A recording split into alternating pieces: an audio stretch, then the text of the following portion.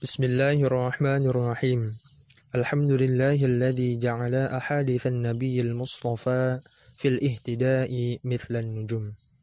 Wa ashhadu an la ilaha illallah wa anna sayyidina Muhammadar rasulahul ladzi a'tahu asraral ulum.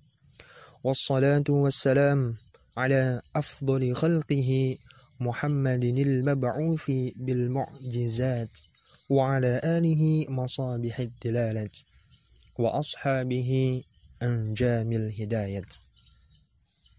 Subhanaka la ilma lana illa ma 'allamtana innaka antal alimul hakim. Wa la hawla wa la quwwata illa billahil aliyyil azim. Rabbi shrah li sadri wa yassir li amri wahlul 'uqdatam min lisani yafqahu qawli wa saddid lisani wahdi qalbi bihaqqi sayyidina Muhammadin sallallahu alaihi wasallam. Amma ba'd. Al-babul awal, ini bab yang pertama. Fi fadilatil ilmi wal ulama, mengenai tentang keistimewaan ilmu dan ulama. Jadi di dalam kitab ini, yaitu di dalam kitab Lubabul Hadis karangan Imam Al-Hafidh Jalaluddin Abdurrahman bin Abi Bakar As-Suyuti, yang belakangan disyarahkan oleh Syekh Nawawi Banten, yang beliau beri judul dengan nama Tanqihul Qaul fi Syarhi Lubabil Hadis. Nah, di dalam kitab ini pada bab yang pertama, pada kesempatan yang pertama, beliau menerangkan tentang keistimewaan ilmu dan ulama. Sesuai dengan urutannya, yaitu keistimewaan ilmu dulu yang disebutkan, baru kata ulama yang disebutkan. Maka di dalam keterangan kelanjutannya pun ilmu dulu, keistimewaan ilmu dulu yang pengarang kitab dahulukan, baru keistimewaan ulama yang beliau terangkan. Baik, qala an-nabiy sallallahu alaihi wasallam li ibni Mas'ud radhiyallahu anhu. Nabi sallallahu alaihi wasallam pernah bersabda kepada Ibnu Mas'ud radhiyallahu anhu. Ibnu Mas'ud radhiyallahu anhu ini adalah sahibu sirri Rasulullah sallallahu alaihi wasallam. Salah satu pemegang rahasia Nabi sallallahu alaihi wasallam. Nama beliau adalah Abdullah ibn Mas'ud. Sering dipanggil dengan Ibnu Mas'ud. Nama beliau adalah Abdullah. Lalu apa sabda Nabi kepada Ibnu Mas'ud? Sabda Nabi, ya bena Mas'udin, wahai Ibnu Mas'ud, dulu suka kamu duduk di mana? Fi majlisil ilmi, di majlis ilmu. Duduk di majlis ilmu, kalau kita klasifikasi atau kita bagi, ilmu yang mesti dituntut itu pertama dulu hukumnya ada yang fardhu ain, yang kedua ada yang fardhu kifayah. Ada yang fardhu kifayah, tapi ketika menuntutnya fardhu kifayah, tapi ketika praktek ilmu tersebut fardhu ain. Ada hukumnya seperti itu. Nah, yang ilmu fardhu ain ini tidak banyak yang dituntut. Hanya ada 3. Dalam bahasa ringannya, yang pertama ilmu tauhid, ilmu masalah keyakinan. Yang kedua ilmu fiqih, ilmu masalah zahir, anggota luar kita, membahas seperti thaharah, salat, zakat, puasa, haji, dan lainnya. Yang ketiga ilmu tasawuf, ilmu membersihkan hati, ilmu menghilangkan kekotoran, kenejisan yang ada di dalam hati kita. Nah, ketiga ilmu tersebut, yaitu tauhid, fikih, tasawuf, itulah yang fardhu ain. Artinya, per individu wajib menuntut ilmu tersebut. Kalau tidak menuntut ilmu tersebut, tentunya orang tersebut mendapatkan dosa yang akan dia terima. Nah, adapun ilmu yang fardu kifayah ini banyak. Seperti contoh mempelajari ilmu nahwu, shorob, balaghah, mantik, dan ilmu-ilmu yang lainnya. Nah, yang ketiga tadi ada yang menarik, yaitu menuntutnya fardu kifayah, namun ketika prakteknya adalah fardu ain. Nah, ilmu seperti ini ilmu apa namanya? Yaitu ilmu tajwid. Jadi ilmu tajwid itu memang kalau kita tinjau dari segi belajarnya adalah fardu kifayah.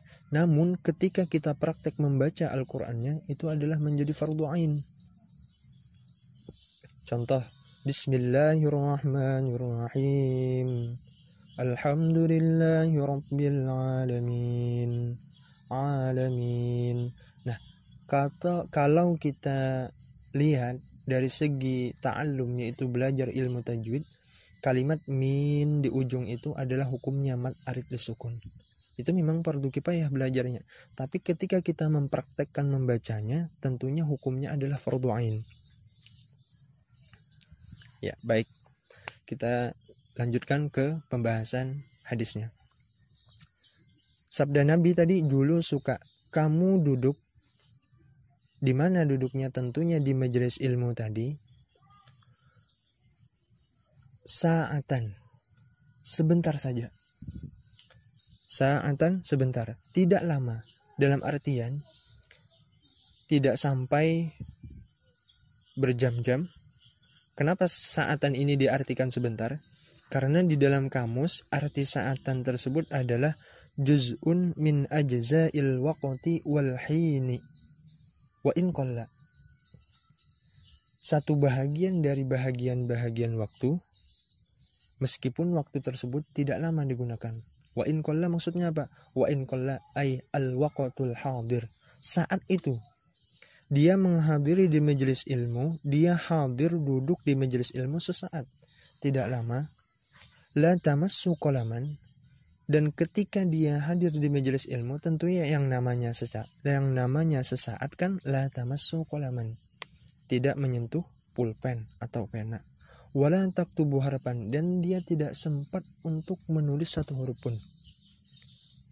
Nah, orang yang duduk di majelis ilmu sesaat itu saja, khairun laka min ajqi alfi raqabatin. Itu sudah melebihi kebaikannya ketimbang memerdekakan 1000 budak.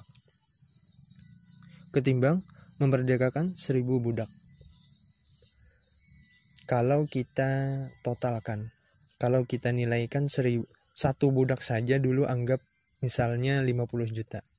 Nah, kita kalikan 1000. Berapa miliar uang yang harus dikeluarkan untuk memerdekakan 1000 orang budak? Nah, pahala tersebut dapat kita peroleh dengan duduk di majelis ilmu sa'atan. Tidak sempat menulis satu huruf, memegang pulpen pun tidak sempat.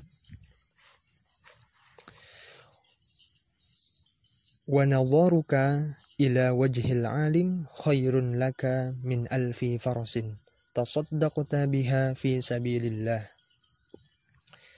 Dan tentunya dikala kita duduk di majelis ilmu, kita tidak luput dari memandang wajah orang yang menyampaikan ilmu atau wajah seorang yang alim, wajah seorang guru. Lalu pandangan kita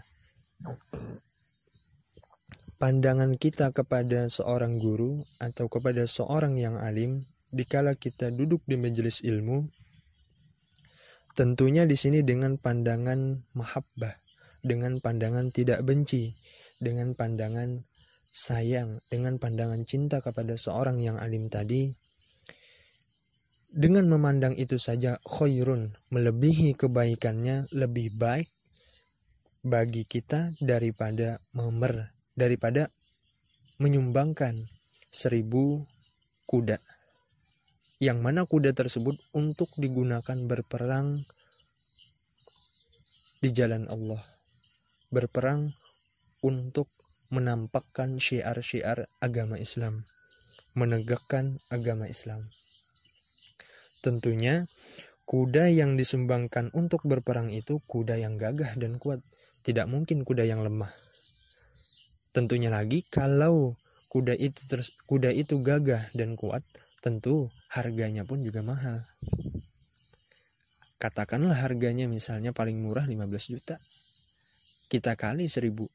Berapa miliar uang yang harus kita keluarkan untuk membeli 1000 kuda, lalu 1000 kuda tersebut kita sedekahkan untuk hal yang baik. Secara umum untuk hal yang baik, tapi di sini penekanan hadisnya untuk berperang di jalan Allah.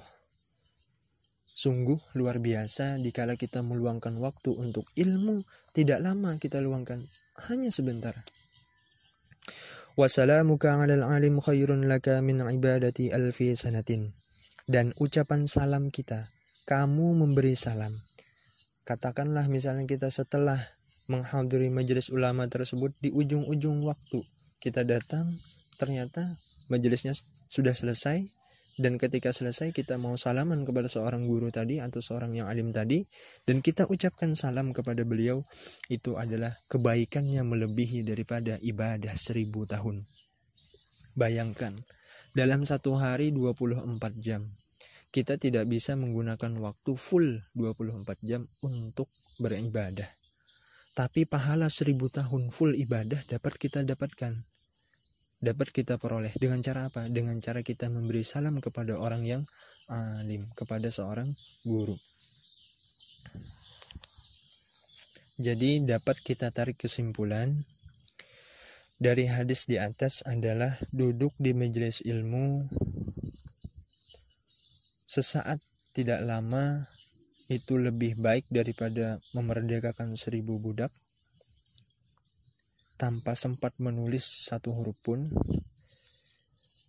Dan kalau kita memandang wajah seorang yang alim, dikala kita di dalam majelis ilmu dengan pandangan yang tidak benci, kita itu lebih baik daripada menyumbangkan 1000 kuda yang untuk digunakan berperang fisabilillah.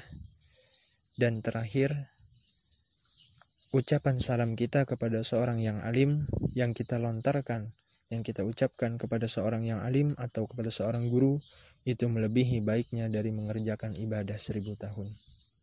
Wallahu a'lam bishawab.